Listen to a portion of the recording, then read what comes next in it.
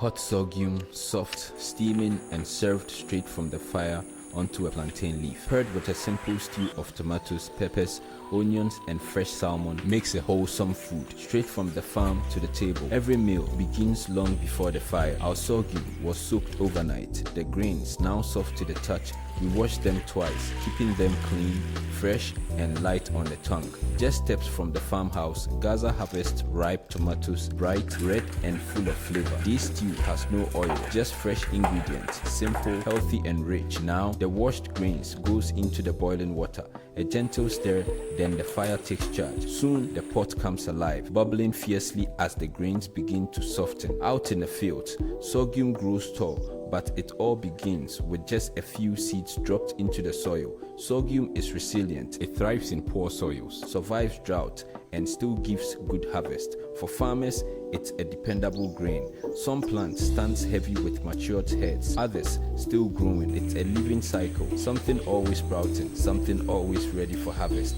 and the rewards are plenty. Sorghum is naturally gluten-free, high in fiber and packed with iron, magnesium and protein. It's gentle on digestion, supports energy, and even helps regulate blood sugar, a smart alternative to rice.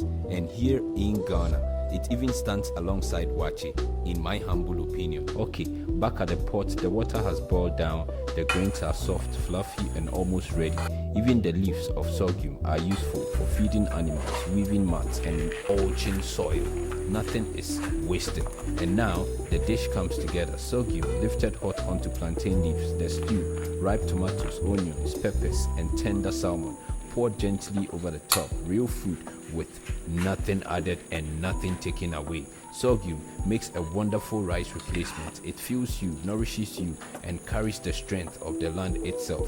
From planting tiny seeds to harvesting in the fields to cooking over fire, every grain tells a story of soil, water and care.